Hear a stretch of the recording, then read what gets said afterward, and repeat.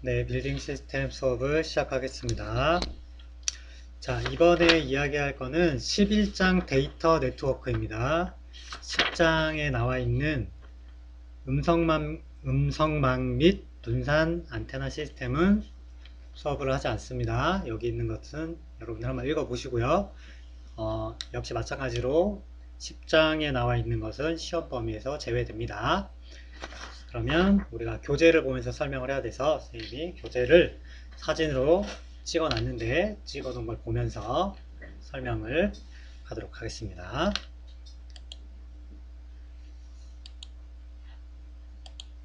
네. 이번에 설명할 부분은 데이터 네트워크입니다. 일단 개요를 먼저 볼게요. 데이터 네트워크는 스마트 빌딩에서 매우 중요한 요소이다. 그 다음 데이터 네트워크의 기본적인 기반 시설은 공개되고 표준화되어 있으며 다른 건물 시스템에 확산 및 반영될 수 있다. 기본적인 데이터 네트워킹 기술의 기반 시설은 스마트 빌딩의 기술적인 핵심을 포함하고 있다 라고 이야기를 하고 있습니다. 여기서 말하는 데이터 네트워크라고 하는 것은 우리가 평상시에 사용하는 인터넷 있죠. 인터넷하고 똑같은 의미다 라고 생각을 하시면 되는데, 우리가 평상시에 인터넷을 이용할 때는 이제 이런 것들에 대해서 크게 이제 염두에 두고 생각을 해보진 않잖아요. 그죠? 그냥 이미 이렇게 돼 있는 거니까 우리가 그냥 편안하게 쉽게 사용을 하는데, 그 안에 들어가 보면 여기서 설명하고 있는 데이터들이 어떤 방식으로 주고받기 위해서 필요한 절차와 과정이라고 하는 것들을 정리를 해놨어요. 그래서 여기 있는 내용들을 쭉 한번 읽어보시면 여러분들이 평소에는 별로 깊게 생각해 보지 않았던 인터넷을 연결해서 우리가 컴퓨터에서 이제 다음에 들어가거나 네이버에 접속하는 방식들 있죠. 인터넷 IP 주소를 입력해 가지고 하는 방식들에 대해서 설명을 하고 있습니다. 거기에 있는 숫자들이 어떤 의미인지, 그 IP 주소라고 하는 게 어떤 의미인지 라고 하는 것들을 여기서 설명을 하고 있다 라고 보시면 될 것 같아요.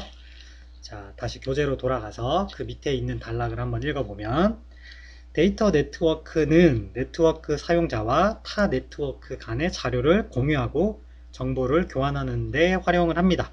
이걸 우리가 일반적으로는 인터넷을 이용해서 자료를 찾을 때 쓰는 방식과 동일합니다. 동일한데, 여기에서 말하는 스마트 빌딩에서 말하는 데이터 네트워크라고 하는 것은 똑같은 방식인데, 이거를 사람이 어떤 데이터를 찾는 걸 수도 있지만 대부분의 경우에는 특정 시스템이 다른 특정 시스템의 정보들을 불러오고 정보를 찾기 위해서 서로 정보를 주고받기 위해서 사용하는 방식도 똑같은 방식을 이용하고 있다 라고 보시면 되겠습니다. 그래서 과거 데이터 네트워크는 컴퓨터 본체, 소형 컴퓨터, 그 다음에 독자적 네트워킹 기반 시설 및 통신 프로토콜로 구성되어 있고요. 오늘날에는 스위치, 서버, 산업 표준 운영 시스템, 네트워크 및 클라이언트 소프트웨어 애플리케이션, 주변 장치 및 사용자 기기로 구성이 되고 있습니다. 최근에는 컴퓨터 어플리케이션이 스마트폰을 통해 접속이 가능하지만 사용자는 주로 개인 컴퓨터인 데스크탑 또는 노트북을 사용해서 데이터 네트워크에 접속을 합니다. 네트워크 사용자의 네트워크 연결은 케이블 또는 무선 접속을 통해서 이루어진다 라고 설명을 하고 있어요. 우리가 무선 접속 같은 경우에는 와이파이를 이야기하는 게 될 거고요. 케이블 같은 경우에는 우리가 인터넷 케이블 랜선을 연결하죠. 그거를 이야기하는 겁니다. 자, 다음으로 넘어가서 네트워크에서 11.2.1에 퍼스널 컴퓨터와 전자기기를 설명하고 있어요. 여기서 근거리 통신망 해서 옆에 괄호치고 랜이라고 써있죠. 이 랜이 우리가 평소에 이용하는 인터넷을 연결할 때 컴퓨터에 랜선을 꼽죠. 그 랜이 이 랜입니다. 똑같은 의미입니다. 근거리 통신망은 일반적으로 건물 또는 행정부서, 시설관리부서 또는 컴퓨터 연구실과 같이 유사한 요구 조건을 갖춘 네트워크 사용자 그룹에 배치가 됩니다. 그래서 이미지를 보면 밑에 이렇게 되어 있죠. 랜선이라고 하는 게 쭉 연결이 되어 있어서 이 랜선이 나는 컴퓨터에만 연결해 놨지만 다른 기기들이 랜선에 연결을 시켜 놓게 되면 얘네들은 하나의 연결된 네트워크를 형성하게 됩니다. 그래서 우리가 공유 네트워크를 쓰잖아요. 컴퓨터 보면 공유 폴더나 이런 것들 있죠. 그 방식을 이용할 때 랜선만 연결하면 그 랜선에 연결되어 있는 컴퓨터들의 공유 폴더에 접속해서 우리가 정보를 찾을 수가 있어요. 그 방식이고, 이런 것들을 막기 위해서는 뭐 방화벽을 사용하는 경우도 있고 비밀번호를 걸어 놓을 수도 있고요. 또는 이거를 오픈해 놓을 수도 있어요. 그래서 사무실이나 아니면 연구실 같은 경우에는 랜선을 연결해 놓으면 랜선을 통해서 그 랜선에 연결되어 있는 프린터 또는 뭐 팩스 이런 것들에 있는 정보들을 찾아올 수도 있고요. 인쇄를 하거나 출력 당연히 할 수 있고, 서버 컴퓨터와 연결하면 서버에 있는 정보에도 접속이 가능합니다. 여러분들 사용을 해봤는지 모르겠지만 우리 학교에도 이런 서버가 만들어져 있어 가지고요. 그 안에 서버 안에 학교에서 배포하는 여러 프로그램들이 있어요. 학교에서 그 라이센스를 구매한 제품들이 있습니다. 그것들이 서버에 저장이 되어 있는데 그걸 우리가 접속을 해서 다운을 받을 수 있거든요. 그 프로그램을 사용할 수 있게 되어 있는데 그때 사용하는 것도 이 랜이라는 방식을 사용을 하고 있고, 또 한편으로는 우리가 그거를 하기 위해서는 그 서버에 접속을 해야 되는데 접속을 할 때 그냥은 접속이 안 되고 여기서 말하는 그 IP 주소를 쳐가지고 우리가 접속을 할 수 있게 되어 있는 겁니다. 일반적으로 우리가 네이버나 다음이나 구글이나 이런 데는 인터넷상에 그냥 오픈이 되어 있는, 검색이 가능한 형태로 오픈소스로 나와 있는 애들도 있고요. 그거 이외에 우리가 특별히 어떠한 특정 경로를 통해서만 접속할 수 있도록 이제 비공개되어 있는 경우도 있습니다. 자, 넘어가서 네트워크 스위치라고 하는 게 나오는데 명칭은 좀 어려울 수 있지만 내용을 읽어보면 여러분들이 충분히 무슨 말인지 이해할 수 있는 내용들이에요. 평소에 여러분들이 이미 사용하고 있기 때문에 그리 어려운 것들은 아닙니다. 한번 보면 사용자의 컴퓨터는 처리, 기억, 저장 공간, 운용 시스템, 소프트웨어, 어플리케이션을 가지고 있다. 이건 뭐 당연한 거죠. 그 다음 다른 시스템 또는 네트워크와는 독립적으로 운영이 될 수 있다. 당연한 말이죠. 우리가 뭐 여러분들이 사용하고 있는 데스크탑이나 노트북 같은 경우에는 어디에 인터넷에 접속하지 않더라도 독자적으로 운영이 가능하죠. 당연한 얘기입니다. 그죠? 그러나 이 컴퓨터를 네트워크에 연결하는 것은 프린터나 인터넷, 중앙 데이터베이스 또는 소프트웨어로의 접속이 가능해지는 것을 의미한다 라고 나와 있습니다. 그래서 네트워크에 접속하면 된다 이런 말이죠. 뭐 어렵게 써놨지만 쉬운 말입니다. 결국엔. 자, 밑에 일반적인 컴퓨터 및 노트북은 자, 이더넷 케이블, 무선기기 또는 전화통신 회로를 통해 네트워크에 접속한다. 컴퓨터는 네트워크 또는 인터넷으로의 물리적인 접속을 제공하는 네트워크 어댑터나 네트워크 인터페이스 카드를 보유하게 된다 라고 나옵니다. 이거는 컴퓨터에 이런 기능이 들어가 있다 라는 이야기예요. 여기에 대해서 여러분들이 크게 공부를 하거나 고민할 필요는 없습니다. 그냥 설명을 하고 있는 겁니다. 자, 다음 네트워크 어댑터 또는 인터페이스는 제조사에서 지정한 매체 접근 제어 주소인 고유의 아이디를 갖는다. 이때 매체 접근 제어라고 하는 게 우리가 맥이라고 하는 게 있는데 이 맥이라고 하는 걸 이용해서 누가 언제 어디에 네트워크를 통해서 접속했는지를 우리가 파악할 수 있는 거예요. 여러분들 지금 학생연구원으로 등록돼서 연구원에 지금 연구실을 사용하고 있는 친구들은 좀 알 텐데 컴퓨터를 인터넷에 연결할 때 IP 주소를 입력해 가지고 하면 그 학교에서는 그 IP 주소를 아무에게나 막 개방하는 게 아니라 지정된 컴퓨터에게 고유의 IP 번호를 부여를 합니다. 그 IP 주소를 통해서 내가 인터넷에 접속할 수 있도록 해주는데 그때 왔다 갔다 하고 정보를 주고받는 주체가 되는 그 컴퓨터에 있는 고유 번호라고 하는 이 맥이라고 하는 이 번호를 식별해서 누가 접속을 했는지를 파악을 해요. 그래서 만약에 내가 컴퓨터를 바꾸거나 이러게 되면 맥이라고 하는 이 번호가 달라지기 때문에 사용자가 달라졌다라고 판단을 해요. 서버에서. 그러면 인터넷 접속이 차단이 됩니다. 그러면 이 컴퓨터가 바뀌었다라고 학교에 얘기를 해주면 그 고유 번호를 다시 바꿔가지고 이제 접속할 수 있도록 이제 오픈을 시켜주는데 이때 이 맥이라고 하는 번호가 사용이 되는 거예요. 이게 어디에서 쓰는 거냐면 여기 나오는 것처럼 그 제조사에서 컴퓨터에, 그러니까 여기서 컴퓨터라고 하면 CPU가 되겠죠. CPU에 지정되어 있는 고유 번호라고 생각을 하시면 됩니다. 그걸 이용해서 우리가 누가 접속했는지를 관리를 하고 있다 라고 생각을 하시면 됩니다. 넘어가서 네트워크 스위치라고 하는 거는 이더넷 네트워크 분할을 연결하는 네트워크의 교통 경찰과 같은 역할을 합니다. 그래서 스위치는 각각의 연결된 기기들이 데이터 패킷의 충돌에 대한 가능성을 배제하기 위해 스위치의 지정 대역폭을 갖는다 라고 설명을 해놨어요. 그러니까 뭐냐면 여러 개의 컴퓨터에서 여러 개의 경로로 인터넷, 그러니까 네트워크에 접속을 하게 되면 이 네트워크 스위치라고 하는 게 누가 언제 어디에서 어떤 경로로 접속했는지를 감시하는 경찰의 역할을 하는 거고, 이때 맥이라고 하는 번호를 통해서, 아이디를 통해서 누가 접속을 했는지를 파악하는 거고, 그래서 맥이라고 하는 번호를 우리가 등록시켜 놓는 거고요. 그걸 통해서 교통경찰이 어느 방향으로 차들을 보내고 그 다음 신호에 다음 차를 보내고 이런 정리를 하죠. 그런 거랑 똑같이 인터넷에 접속했을 때 갑자기 많은 접속자가 몰리게 되면 이게 부하가 걸리기 때문에 그거를 적절하게 분배해주는 역할을 하는 겁니다. 가끔씩 보면 인터넷 느려질 때 있죠.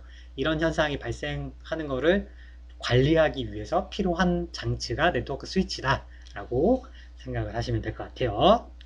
자, 그 밑에 있는 설명들을 읽어보시면 여러분들이 인터넷이 왜 이렇게 접속이 잘 안 되는지, 여기에 뭐 이렇게 쓰라고 하는 주소, 인터넷 하나 접속하려고 하면 뭐 지정해야 되는 게 많은지라고 하는 걸 알 수 있는 내용들이 적혀 있습니다.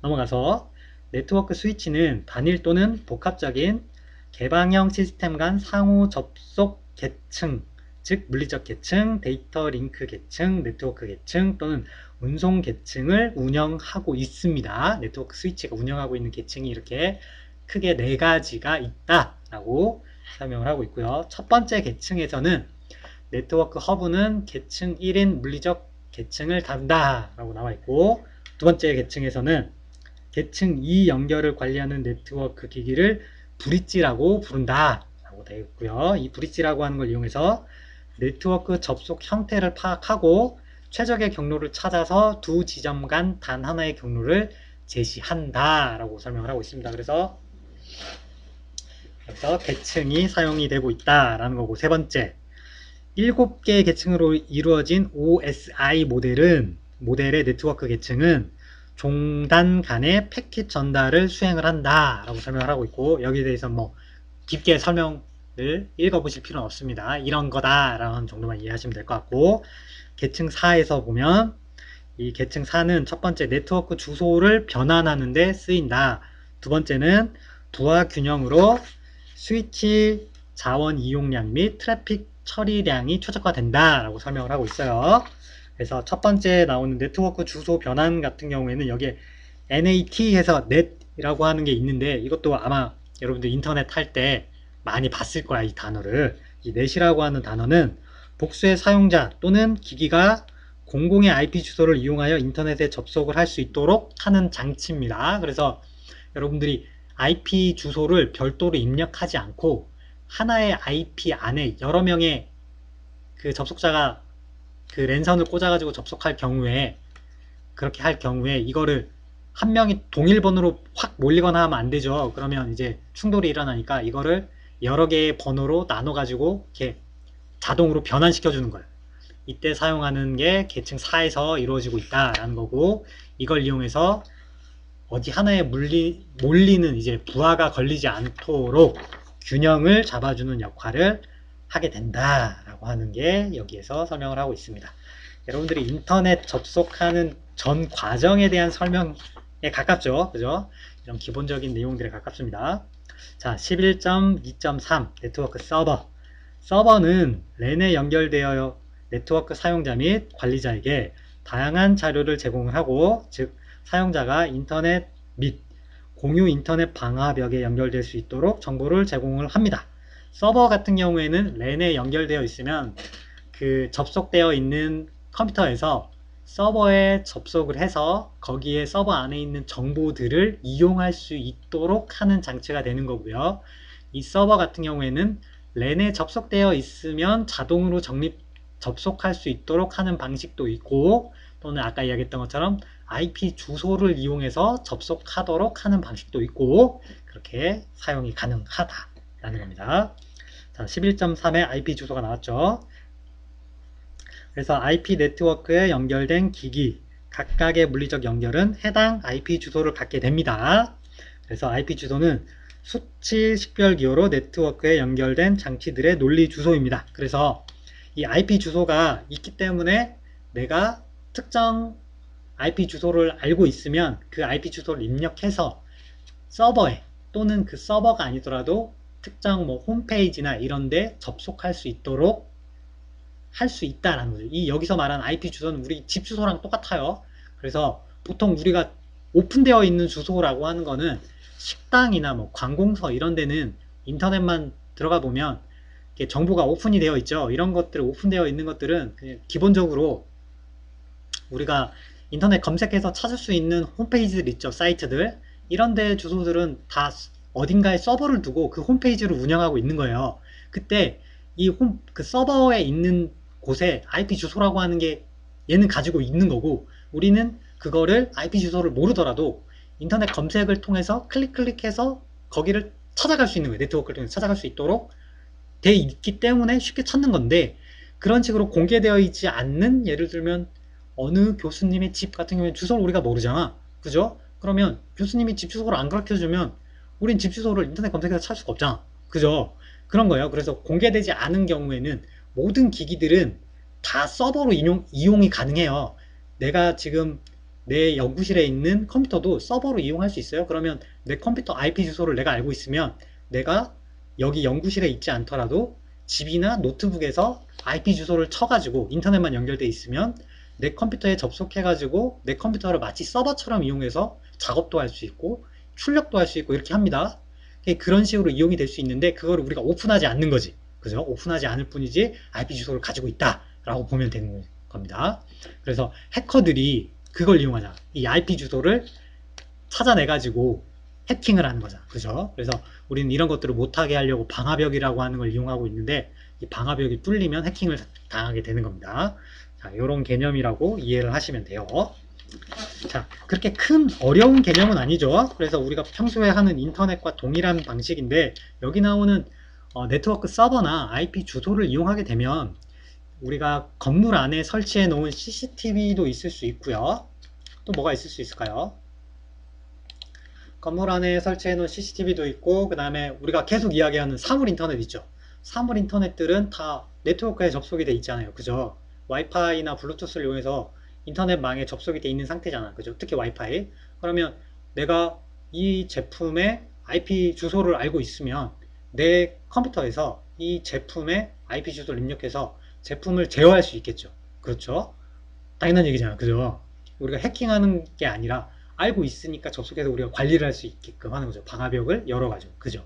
이런 식으로 스마트 빌딩 안에서는 거의 대부분의 시스템들이 인터넷이라고 하는 IP를 통해서 연결이 되어 있는 상태예요. 이미 네트워크상에 연결이 되어 있기 때문에 특정 제품을 사물 인터넷화 시킬 수 있는 거고요. 사물 인터넷으로 지금 묶여 있기 때문에 내가 메인 컴퓨터에서 제어 장치를 이용해서 제품의 IP 주소를 쳐가지고 제품에 접속을 한 다음 그 제품에서 센서가 될 수도 있고 HVAC이 될 수도 있고, 그죠? 또는 뭐 전동기가 될 수도 있고 뭐 여러 개가 있을 수 있겠죠. 뭐 냉장고가 될 수도 있고 TV가 될 수도 있겠죠. 그죠? 여기 접속을 해서 그 제품을 제어하는 거예요. 창문을 닫아라, 뭐 열어라, 또는 HVAC 지금 그 온도 설정을 바꿔라, 꺼라, 켜라. 간단하죠. 그죠? 알고 보면은 굉장히 간단한 거예요. 이렇게 식으로 해서 데이터들끼리 연결될 수 있도록 하는 방식을 채택을 하고 있다. 그래서 이걸 우리는 데이터 네트워크라고 한다. 그래서 뭐 어렵게 생각해서 우리가 사물 인터넷이다 라고 이야기를 하고 있지만, 좀 더 그 내용을 살펴보면 우리가 평상시에 하는 인터넷과 동일하다. 그래서 인터넷으로 우리가 특정 그 네이버나 이런데 접속하는 인터넷 주소를 알고 있기 때문에 그 주소를 입력하게 되면 자동으로 그 제품의 그 서버에 접속할 수 있도록 하고, 그 서버에 또 연결되어 있는 제품이나 기기들을, 장치들을 사용할 수 있도록 할 수 있다 라고 하는 개념이 되겠습니다. 그래서 앞에 우리가 9장에서 설명했던 방화 시스템도 있었고, 그죠? 화재 관련된 것들도 있었고, 그 앞에 뭐 HVAC도 있었고, 전력 관리 시스템도 있었고, 여러 개가 있는데, 결국에는 공통적으로 우리가 계속 이야기하는 것들이 시스템들은 여러 개가 있는데, 독립적으로 운영될 수 있는데, 이것들을 하나의 우리가 플랫폼이라고 하는 거에 이것들을 기능을 가지고 와서 사용하면 시너지 효과가 발생할 수 있다.